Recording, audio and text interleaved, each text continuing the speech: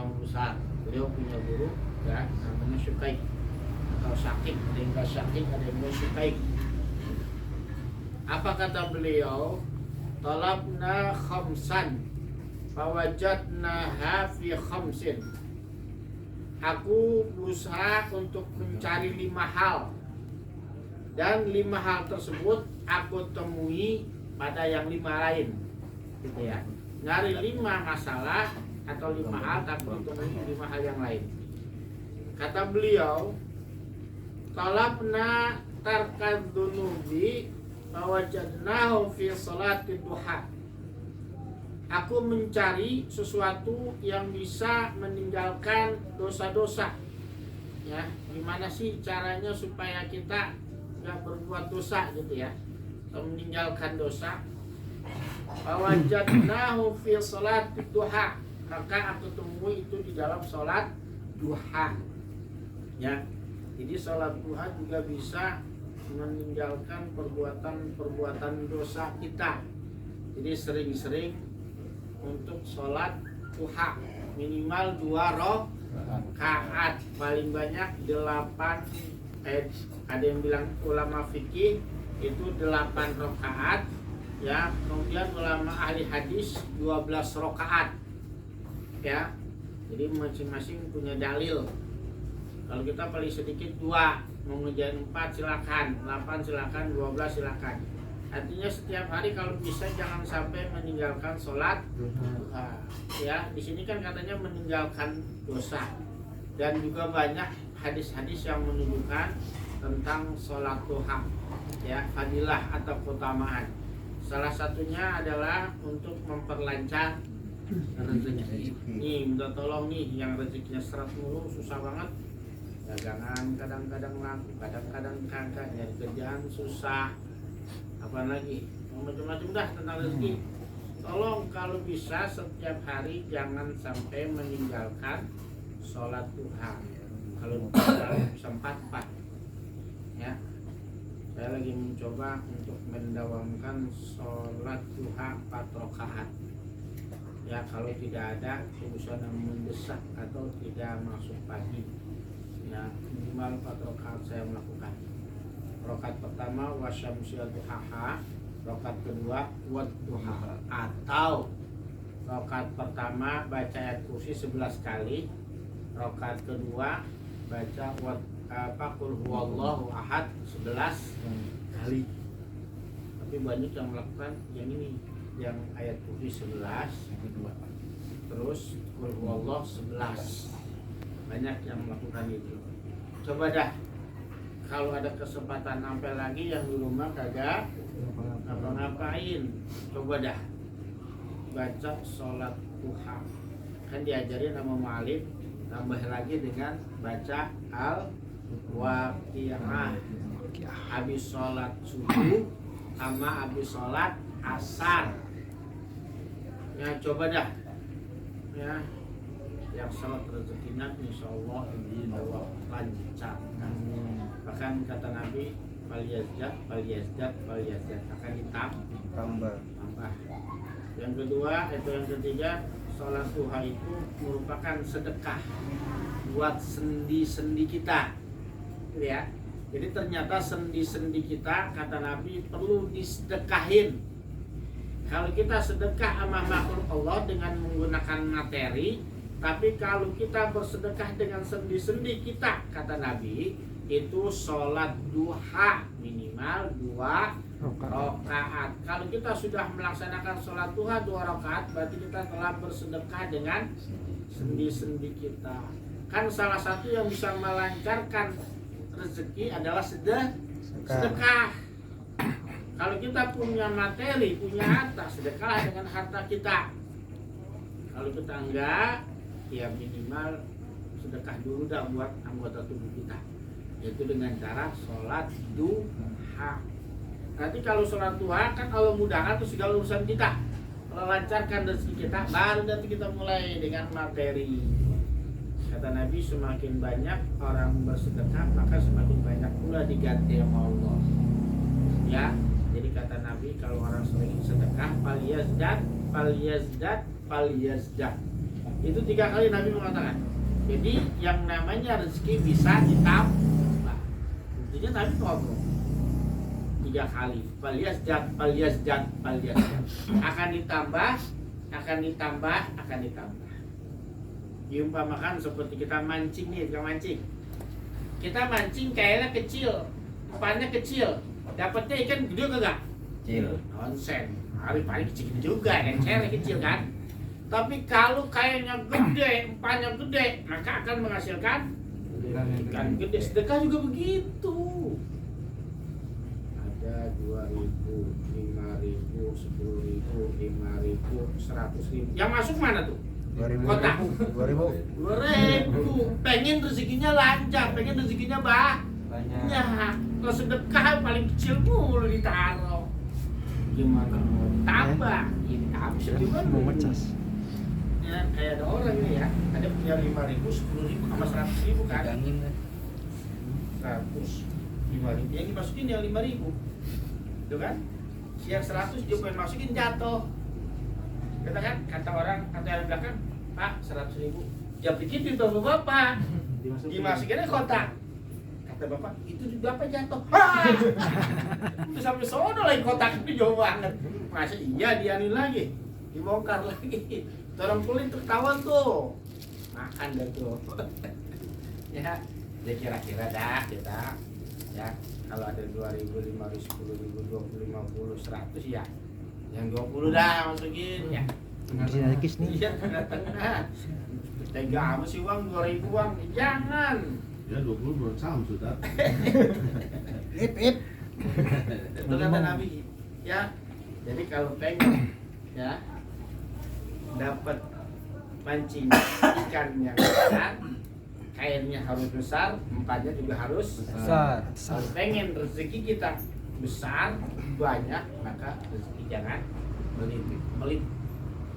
Kemarin itu kan anak yatim itu lebaran, nyantirin nggak? Enggak ya? Ya, alhamdulillah.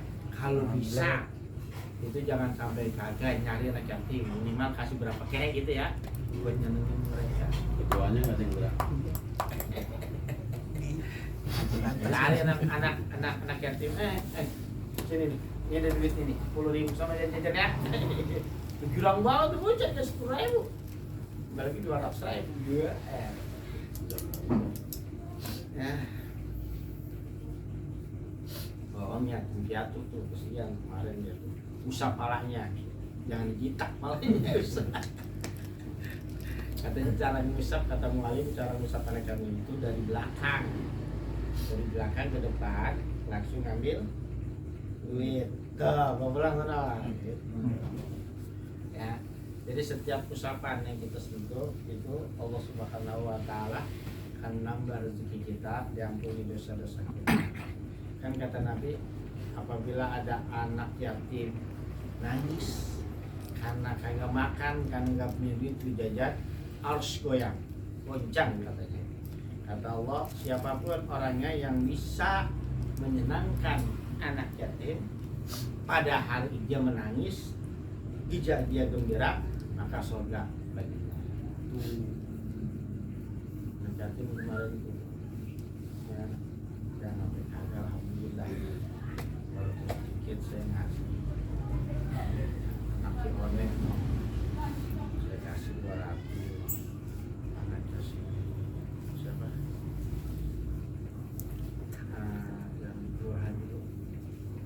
Rinai saya kasih, kakak saya kasih kepada, alhamdulillah ya, dapat bantuan 500.000, tapi mereka saya kasih semuanya 5 orang ya, habis 1 juta dah, tambah-tambahan mereka kesian. Kita minta sama Allah dan rezeki kita lancar. Kalau saya kan Allah kasih rezeki lancar, itu dengan cara dengan taklim. Ya rezeki kan nggak ada di mana. Yang suka kerja jaga, insya Allah nanti jagangannya akan Allah kasih laris. Yang saya susah Allah kasih jagaan. Jadi Allah memberi rezeki itu dari masing-masing usaha kita itu. Ya kalau kita nggak ya, yang rezekinya pengen lancar, nggak ditunda, jangan lupa ya, jangan suka nunda utang. Kalau kita sering nunda utang, maka rezeki kita juga ditunda. Kalau kita minta diikhlasin utang kita, maka Allah akan cabut keberkahan rezeki buat kita. Susah mulu hidup, agak beres-beres. Selama kita masih ada nafas, masih bisa cari uang, usaha untuk bayar utang. Jangan sampai diikhlasin, kecuali kita udah jadi kita mati, nggak mau itu ikhlasin.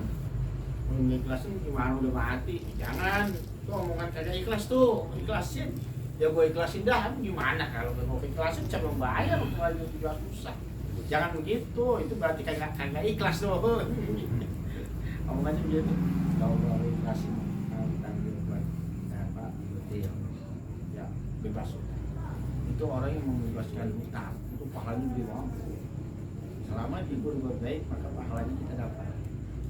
Selama kebaikan yang dilakukan kita dapat. Jadi kita kasih utang sama orang nih, kasih utang sama orang, maka setiap kebaikan yang dia lakukan kita dapat pahalanya. Itu yang ngasih utang.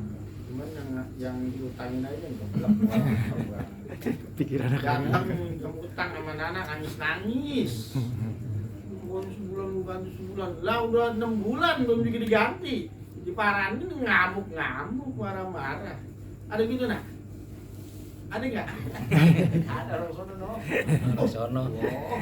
Jauh dah sono ya dia. Udah pindah sini. Tapi udah pindah ke sini ya, sama juga. Makanya kan ayat Al-Quran yang paling panjang ayatnya tentang utang. Kalau tentang sholat ayatnya pendek, tentang puasa, tentang sholat pendek-pendek ayatnya. Tapi kalau utang sampai selembah gitu, hampir selembah, ya cuma satu ayat tuh dari atas sampai bawah, udah kan panjang banget namanya. Soalnya kan dikit-dikit. Gitu. Makanya jangan main-main sama utang. Tapi memang kalau nggak ada utang, kerja kita jadi males ya. Utang kita Ada kan tanggungan. kita ya. Iya, bikin semangat. Udah rajin banget, dia aku bayar utang gue sama awal-awal. Utang gue banyak belum bayar gue nih tuh. Bagus itu benar. Cakep. Niatnya ya. Iya cakep itu. Kerjaan rajin, bayar utang. Lu catat sama Allah tuh kebaikan gue. Ya, dan dikira saya kayak kamu utang sih banyak. Ratusan juta. Nggak percaya kan? Tanya tuh Ustaz Cimurian. Kas-kasnya nggak ada di rumah. Ada di bank. Bayar pakai apa tiap bulan nih potong gaji. Orang punya gaji kita tinggal taruh. Tuh. Aja dah yang pegawai negeri yang Terus aja rajin banget. di rumahnya kas-kasnya ada nggak? Nggak ada kebanyakan. Pada disekolahin semua. Kalau ini sekarang kalau kita di Bank Jabar ya. BJB. Ya. Yang kedua, jadi jangan lupa ya, jangan meninggalkan sholat duha walaupun 2 rakaat. Kalau nggak bisa ayat kursi 11 kali, kurus 11 kali ya wasamsi wa duha sama wa duha. Ya. Kemudian yang kedua, wa talabna dia al-quburi fa wajadnahu fi sholatil lail. Aku mencari sesuatu yang bisa menerangi kuburku supaya kuburku nanti akan kelihatan terang. Wa fawajadnahu fi sholatil lail. Maka aku dapati itu semua di dalam sholat malam, itu sholat tahajud. Maka kuburan kita akan terang. Banyak amalan-amalan yang membuat kuburan kita terang. Di antaranya ini sholat tahajud dan juga bersedekah ya. Sedekah termasuk bisa menerangi kubur. Karena kuburan kita kan di bawah tanah, gelap atau terang? Terang di atasnya. Jumblong. Walaupun kuburan kita di Kerawang mahal banget kan. Saya baca di Kerawang itu kuburan paling murah 300 juta. 300 juta yang paling mahal San Diego Iya. Hill ya. Bisa nolongin kita nggak tuh malaikat Mahal aja. kedua mahal begitu Mahal aja ya.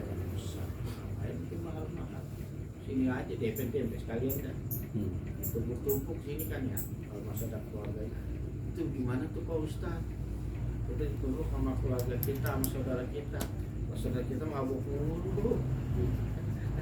mulu judi mulu nanti kalau dia diseksa terus saya ditumpuk sama dia gimana ntar caranya kita nggak usah mikirin itu Pak akal kita nggak bisa Nggak nyampe ya. nyampe di situ emang tumpuk kalau udah emang kagak ada tempat lain Iya. biarin kecuali di tempat jangan enak banget anak mau itu jalan lo tahu dia kerja kagak ada kalau ada masih tempat lain kita mah kagak ada udah akal kita nggak sampai itu udah kita Bismillah insyaallah kita selamat gitu ya udah kagak ada hanya udah pesan itu lain terus bahasanya kayak dulu tetangga saya begitu tuh ya bapaknya ada orang gali kubur kata itu orang tuh yang sebelah situ yang udah gali tolong jangan kemana-mana ya buat gua seminggu kemudian ya katanya udah siapin terima kasih ya itu ya jadi sering-sering kita mohon sering-sering sedekah sedekah selain nambah rezeki juga bisa menerangi kubur wa tolapna jawab munkarin wa nakirin fawajadnahu fi qiraatil Quran. Aku mencari sesuatu yang bisa menjawab pertanyaan munkar dan nakir. Fawajadnahu fi qiraatil Quran, maka aku dapat itu semua dalam membaca Al-Qur'an. Ya, jadi Al-Qur'an itu bukan hanya jadi pajangan di rumah. Kita datang nih ke rumah teman kita kasih Al-Quran, lihat ukurannya di dalam lemari wangi banget, kulangnya cakep banget, masih bening banget, masih bersih kalau lecok ya, lu punya Quran begini lu apa emang? Gua kasih minyak wangi mulu, masih bersih, cakep banget lu kagak baca-baca ya pantes masih bersih, masih kagak lecok coba kalau sering baca mah iya, kebet lama-lama lecek, jangan gitu baca tuh Quran. Ngaku umat Islam, ngaku kitab sucinya Al-Qur'an, tapi kagak dibaca. Siapa tuh? Orang sono. Orang sono. Dia pindah ke sini. Alhamdulillah. Enggak juga. Orang sono. Orang Solo tapi pindah ke sini ya. Kalau ngecek sebelah doang. Kesehatan kita bagus. Baca Al-Qur'an habis sholat maghrib, habis sholat subuh, habis sholat itu tuh ada manfaat yang luar biasa kalau kita baca Quran habis sholat maghrib dan habis sholat subuh. Saya udah nyalain pengen coba aja dulu kan sama habis sholat subuh ya tuh paling habis maghrib Salah suaranya kan kedengeran nah, banget. karena habis maghrib pengen akan ngajar ngaji Habis dulu sholat subuh. nah ya jadi ngacak baca Quran. Sekarang saya pengen rutinin lagi jadi habis sholat maghrib walaupun beberapa kebet ya, dan habis sholat pokoknya dalam sehari saya harus dapat 1 juz one day One juz. satu hari 1 juz berarti sebulan Orang sono. saya pengen Pindah sini. alhamdulillah Pindah sini. One juz. atau Gitu one. Satu hari. tadinya 1 hari setengah jus tapi kadang-kadang saya malu juga misalnya Ustadz 1 hari setengah jus ngajar doang bisa lu orang suruh baca Quran sendiri 1 hari cuma setengah jus Sekali 2 juz. Nasi uduk kalau nasi uduk kalau begitu. nah Kalau sini era setelah 1 hari 1 jus ntar nanti kalau udah agak senggangan dikit waktu saya pengen coba 2 hari 1 hari 2 jus jadi 15 hari katanya lah kalau kagak dicoba mah kagak belum bisa kita ya mending ngapa-ngapain coba deh hari waktu untuk bisa setiap hari baca Quran minimal 1 juz pandai wajus Emang deh hari ya? Hari pandai wadus. Ya. Yang ketiga, yang keempat ya. Wa talabna ubur sirati fawajadnahu fi shawi. Aku bercoba untuk mencari sesuatu yang bisa menyelamatkanku dalam menyeberang siratal mustaqim. Aku temui itu di dalam puasa. Jadi ternyata kan kalau kita puasa lapar ya, ringan katanya. Dalam menyeberangi jembatan siratal mustaqim. Enak ringan. Sampai dulu kan. Kalau puasa kan biasanya Saking cepetnya kelewat. Ya, kayak saya Masuk gitu. neraka. Jadi begitu ya? Kalau saya aja kan. Berat kan jalannya Saking ya. cepetnya kenceng. Jalannya berat. Lewat. Ngehap gitu. Remnya ngeblong Ya. ya tadi. Nah, kalau orang puasa biasanya kan nggak ada. Ya. Kayak kalau memang puasa masih gede juga emang udah ini dah. Ya. Tuh, ya. Jadi jembatan siratal mustaqim terjadi. Ada lagi yang bisa menyelamatkan kita dari jahatan jembatan siratal mustaqim adalah kendaraan korban kita yang setiap tahun kita berkorban. Panitianya gimana? Ya, panitia gitu. Nggak dapet tang. Dapat kan depeng kali. Cengtri dong, Nggak ada megangin duit lu, nggak ada nyatutin ya bohong. dapat panitia. Bisa di belakang dong, belakang kambingnya si Nana. Ada panitia. Ditutup bang di situ. Tadi dia pakai pengki. Dari jahitan sampai mana? Kan baru jembat Berarti ada yang dagang sholat di judi. kan ibunya neraka tuh Iya. jahitan. Dagang kan. Jadi orang-orang yang memang ahli neraka digayat Di belakang. Yus lagi nyebur melayang ya, jatuh ke dalam neraka lamanya bisa jutaan tahun, bisa puluhan tahun tergantung amal ibadah. Itu melayang-layang, wah teriak-teriak, wah nggak ada apa namanya itu, udah terlambat tuh teriak-teriak, ngapain tuh teriak-teriak percuma, nggak ada yang nolongin. Ada yang nolongin nggak? Ada tuh nanti. Temen. Jangan cari teman orang-orang yang malas ibadah, cari teman yang rajin. Kita nih orang goblok, orang bodoh agama, itu kan ibadah kita juga jarang-jarang. Nah udah begitu nyari temen yang sama, sefrekuensi, ya sama juga lu kagak bisa nolongin. Nah orang yang begitu cari teman orang yang rajin ibadah. Jadi suatu saat kita nyebrang, kita nyemplung, temen bisa nolongin. Ya Allah itu temen gua tuh, mengaji tuh. Nah itu kita bisa nolongin mereka. Ya cari temen yang memang rajin ibadah. Jangan nyari temen yang suka maksiat. Ya. Ngajak sih ya. Batasnya berapa orang tuh temen cetol gitu? Enggak terbatas. Terus banyak-banyaknya. Semakin banyak berarti semakin banyak nanti. Nanti juga bisa nolongin, yang lain bisa nolongin. Kalau ngomong, tolongin.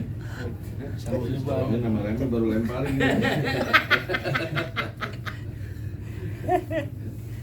Yang kelima, yang terakhir, wassadaqat.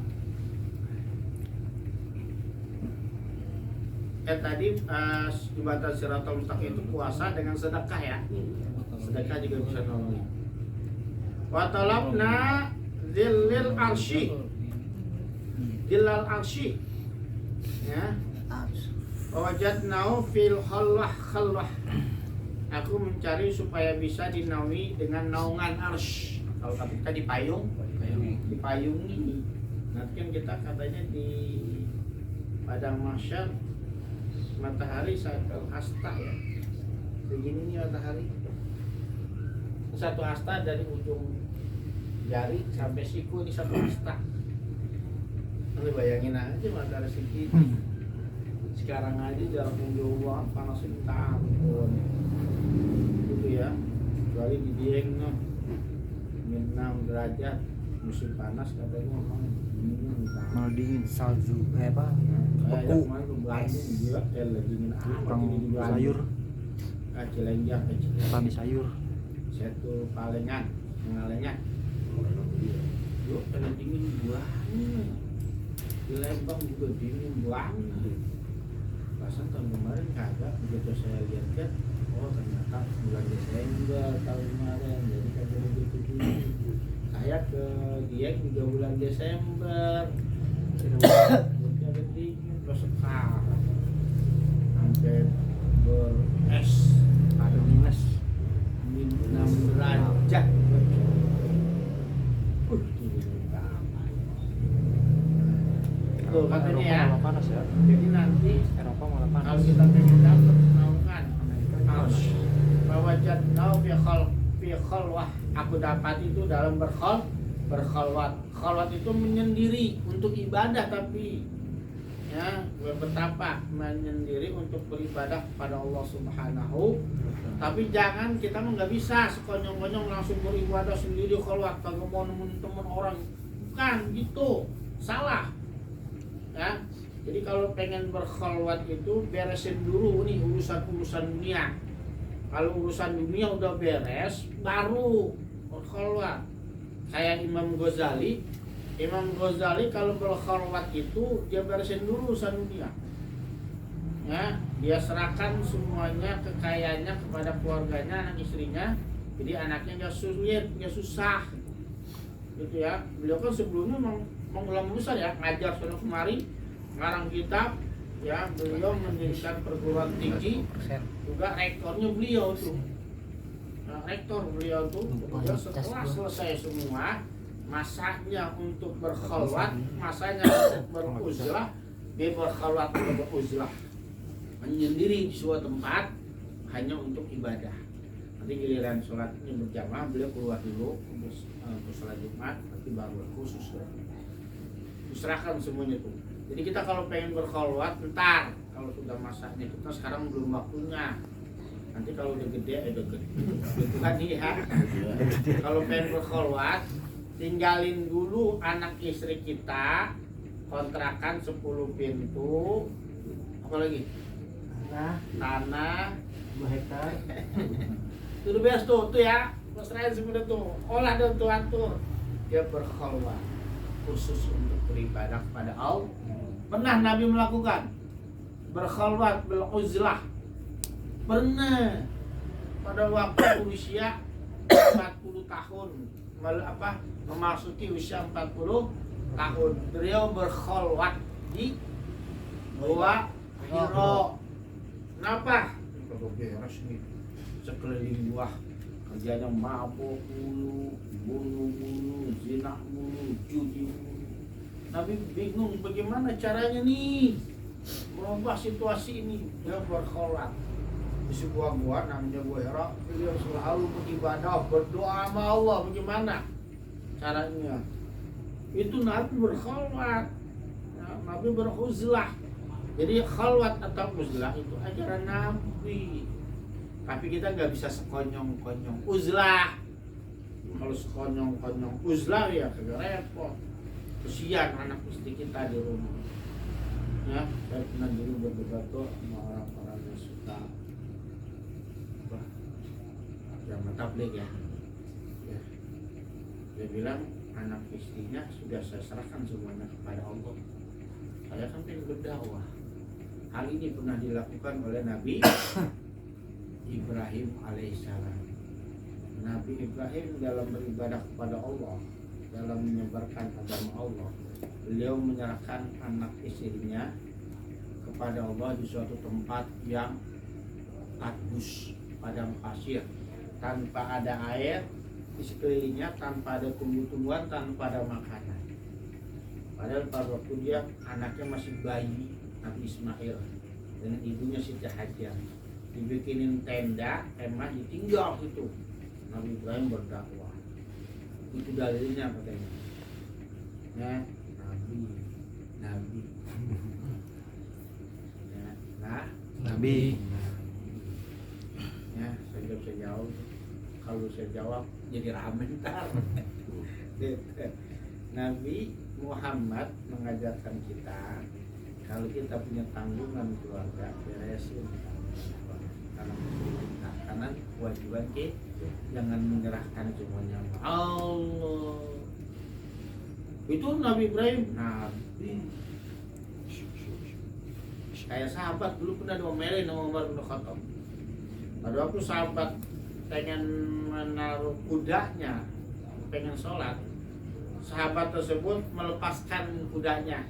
Kata Sayyidina Umar, kenapa kau tidak ikat kudamu? Ya, aku pasrahkan semuanya kepada Allah Subhanahu wa ta'ala. Aku tawakal. Kata Sayyidina Umar, ikat dulu tuh kuda, baru pasrah, baru tawakal.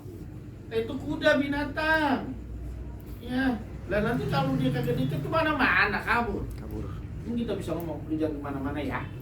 Kau pengen sholat dulu. Sini aja lu diem. Orang aja kita begituin kagak bisa, apalagi binatang. Diomelin sama Sayyidina Umar. Ikat dulu, baru tawakal. Ikat dulu, baru pasrah sama Allah. Jadi usaha dulu, lakukan dulu. Setelah itu beres semua, lalu kita usaha. Pasrahin itu semuanya kepada Allah, keluarga kita. Kasihan mereka minta melantung, minta kesana kemari, ngutang kesana kemari buat makan, karena suaminya, orang tuanya kagak ada lagi keliling dakwah katanya. Ya Allah, kasihan. Nah, sependapat sih ya apa-apa, kalau semua sependapat gitu ya. Itu 5. Kalau kita perhatikan ini, insya Allah kita beres. Nah, kan cuma di sini ibadah, ya kan? Ya, pada uzul belakangan tuh kan, uzul ditaruh belakangan kan? Atas dulu beresin tuh. Setelah semuanya beres urusan dunia kita, lalu kita uzlah, ya kita khalwat. Makanya ulama-ulama dulu punya tempat khusus buat berkhalwat. Jadi mereka punya rumah tuh, mereka khusus kamarnya dipakai buat khalwat. Gak ada yang boleh ganggu orang. Tugasnya gitu aja. Kalian keluar kalau mau beol, mau mandi atau mau makan, sudah. Setelah makan hajat sebagai manusia sudah terpenuhi, lalu dia balik lagi khalwat. Ulama-ulama dulu gitu. Terus setelah semuanya diberesin dulu, yang atas satu beresin baru khusus tuh. Siti Maryam kan berkhalwat, ya kan?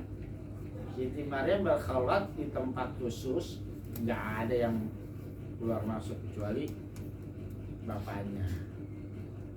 Orang lain nggak ada yang masuk khusus. Karena memang diserahin cuma untuk ibadah kok. Ya, tiba-tiba hamil, gitu kan? Lahir Nabi Isa, itu pukulan tentu pukulan berat, jadi usir. Ya, gimana sih kalau punya laki hamil, berarti zina. Akhirnya Nabi Isa ngomong sendiri tuh, gue dari perut emaknya ngomong bayi aja ini. Akhirnya kan Nabi Isa dikata anak Tuhan. Ya terserah. Nah, cukup sini ya. Mudah-mudahan ada manfaatnya. Benar-benar.